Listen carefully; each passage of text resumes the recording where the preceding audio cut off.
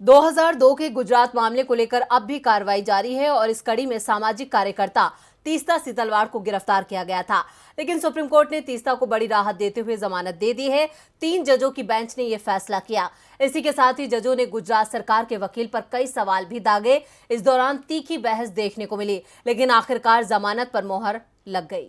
2002 के गुजरात मामले की गूंज अब तक सुनाई देती है। भले ही इस मामले को 2 दशक बीत गए हों, लेकिन जांच अभी भी जारी है और इसके घेरे में जो लोग आए थे वो तो बचते नजर आ रहे हैं। मगर अब सामाजिक कार्यकर्ताओं पर शक की सुई घूम गई है, जिसके घेरे में सामाजिक कार्यकर्ता तीस्ता सीतलवाड़ भी हैं, लेकिन उन्हें सुप्रीम कोर्ट से बड़ी राहत मिली है।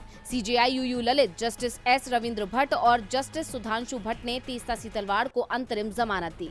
उन्हें 2002 के गुजरात मामलों में निर्दोष लोगों को फंसाने के लिए कथित रूप से दस्तावेज बनाने के आरोप में गिरफ्तार किया गया था। वहीं सुप्रीम कोर्ट ने कहा कि तीस्ता सीतलवाड़ को जांच में पूरा सहयोग करना होगा।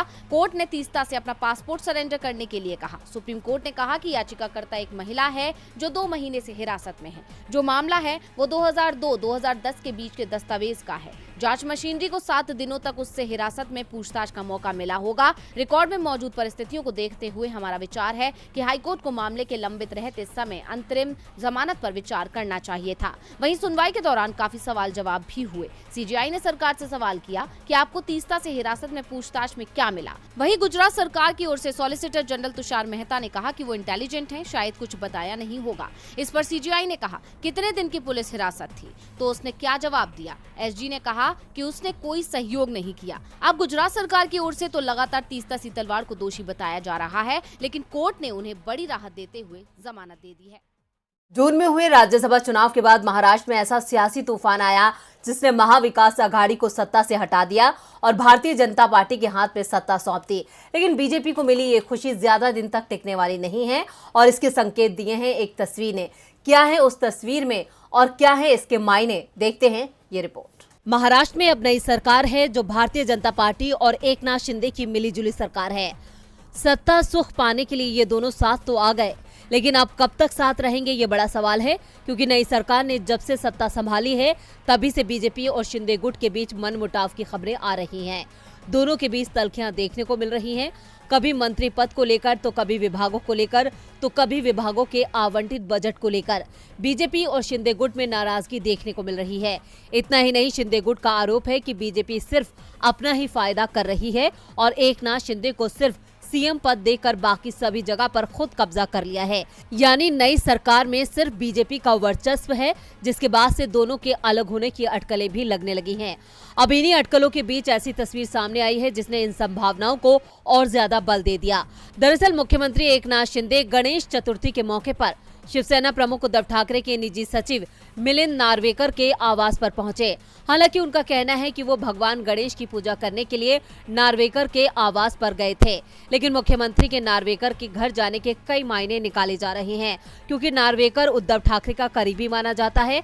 दरअसल इस मुलाकात ने हलचल इसलिए मचा दी क्योंकि अब शिंदे ने बागी विधायकों के साथ मिलकर उद्धव के खिलाफ बगावती तेवर दिखाए थे। उस दौरान नार्वेकर ने शिंदे से मिलने की कोशिश की थी, लेकिन शिंदे ने मिलने का समय नहीं दिया था। ऐसे में अब बीजेपी से मनमुटाव की खबरों के बीच ये तस्वीर कई संकेत दे रही है। दावा तो यहाँ तक किया जा रहा है कि जल्द ही केंद्रीय मंत्री अमित शाह महाराष्ट्र के दौरे पर आ सकते हैं। इसे शिंदे और बीजेपी के बीच बढ़ती दूरियों को कम करने का प्रयास माना जा रहा है। हालांकि डिप्टी सीएम फडणवीस का कहना है कि अमित शाह बीएमसी चुनाव के लिए प्रचार करने आ रहे हैं। वहीं जानकारों का कहना है कि महाराष्ट्र में कुछ बड़ा होने वाला है। तेलंगाना के सीएम के चंद्रशेखर राव और नीतीश कुमार की मुलाकात से बीजेपी की बेचैनी दिखाई दे रही है। पार्टी नेता तो केसीआर के पटना पहुंचने से पहले ही उनकी घेराबंदी में जुटे हुए हैं। इस मुलाकात को ड्रामा तक करार दिया जा रहा है, लेकिन बीजेपी नेताओं के मन में डर भी दिखाई दे रहा था और ये डर कितना बड़ा है कि पीएम मोदी को भी विपक्षी एकता पर बयान देना पड़ा और अब नीतीश कुमार ने पीएम के बयान पर पलटवार किया है। पीएम मोदी के लिए नीतीश कुमार बड़ी मुसीबत बनते दिख रहे हैं। उनके नाम पर कई पार्टियां एकजुट होती दिखाई दे रही हैं। पटना में केसीआर के साथ उनकी मुलाकात का वीडियो वायरल हो रहा है। दोनों नेताओं के बीच हुई मुलाकात ने बीजेपी की नींद उड़ा दी है। इस मुलाकात पर पीएम मोदी ने तंज कसा है। केरल दौरे पर पहुंचे पीएम मोदी ने कहा कि भ्रष्ट लोगों के खिलाफ कार्रवाई ने राष्ट्रीय राजनीति में एक नया ध्रुवीकरण किया है। कुछ लोग खुले तौर पर आरोपों का सामना करने वालों को बचाने की कोशिश कर रहे हैं। पीएम का इशारा आरजेडी जेडीयू गठबंधन को लेकर है, यानी साफ है पीएम मोदी भी अब नीतीश कुमार को अपनी चुनौती मानने लगे हैं। पीएम के इस बयान पर पलटवार करते हुए नीतीश कुमार ने कहा, वो क्या बोलते हैं मैं इस पर ध्यान नहीं देता हूँ, बस एक बात जान लीजिए कि भ्रष्टाचारियों को कोई नहीं बचा रहा। क्या कोई भ्रष्टाचारी को बचाएगा? खुद ही सोचना चाहिए। यहाँ तक कि कभी भ्रष्टाचारियों को इतने दिनों में बर्दाश्त नहीं किया गया। वो क्या बोलते हैं वो अपना बोले, हमसे कोई मतलब नहीं। कोई केंद्र में क्या बोलता है इस पर हम ध्यान नहीं देते। भाजपा को सोचना चाहिए दूसरे राज्यों में क्या हो रहा है। नीतीश कुमार ने साफ साफ कह दिया कि वो भ्रष्टाचारियों को नहीं बचा रहे हैं, लेकिन जैसे ही कोई भ्रष्टाचार का आरोपी बीजेपी में शामिल हो जाता है तो जरूर उस पर कार्रवाई बंद हो जाती है। ऐसे में ये सवाल पीएम को खुद से ही पूछना चाहिए। बढ़ती जनसंख्या इस वक्त देश की बड़ी समस्याओं में से एक है और इसी समस्या को सुलझाने के लिए आज सुप्रीम कोर्ट में सुनवाई हुई। सुनवाई के दौरान सुप्रीम कोर्ट ने जनसंख्या नियंत्रण पर दायर याचिका पर केंद्र सरकार को नोटिस जारी किया है। याचिका में जनसंख्या नियंत्रण को लेकर गाइडलाइन जारी करने और नियम बनाने के लिए केंद्र को निर्देश देने की मांग की है। और क्या कुछ हुआ कोर्ट में, देखते हैं ये रिपोर्ट। बढ़ती जनसंख्या को लेकर दायर याचिका की सुनवाई करते हुए आज सुप्रीम कोर्ट ने केंद्र सरकार को नोटिस जारी किया है। याचिका में अधिक जनसंख्या की समस्या को प्रभावी ढंग से कम करने के लिए नियम, कानून और दिशा निर्देश बनाने के लिए केंद्र सरकार को निर्देश देने की मांग की गई थी। इसी को लेकर अब सुप्रीम कोर्ट ने केंद्र को नोटिस भेजा है। Justice KM. जोसेफ और ऋषिकेश रॉय की पीठ ने सरकार से जवाब मांगा और मामले को इसी तरह की दूसरी लंबित याचिकाओं के साथ जोड़ दिया है। अखिल भारतीय संत समिति के महासचिव दांडी स्वामी जितेंद्रानंद सरस्वती की दायर याचिका में कहा गया कि हर साल जनसंख्या बढ़ रही है, लेकिन प्राकृतिक संसाधन सीमित हैं और बढ़ती आबादी को जारी नहीं रख सकते। जनहित याचिका में कहा गया है कि जब बेरोजगारी और गरीबी बढ़ती है, खाद्य आपूर्ति और स्वास्थ्य देखभाल सुविधाओं में भारी वृद्धि होती है, तो राष्ट्र फिर कोई और काम नहीं कर पाता है। याचिकाकर्ता ने कहा कि सरकार बढ़ती आबादी को रोजगार नहीं दे पा रही है और न ही भोजन, पानी जैसी बुनियादी जरूरतों को पूरा कर पा रही है। यही वजह है कि इन जरूरी आवश्यकताओं को पूरा करने के लिए जनसंख्या नियंत्रण कानून बने। स्वामी जितेंद्रानंद स्वामी के वकील अश्वनी उपाध्याय ने कहा, भारत की 50% समस्याओं का मूल कारण जनसंख्या है। जितनी भी समस्याएं हैं उन सब के पीछे यही वजह है।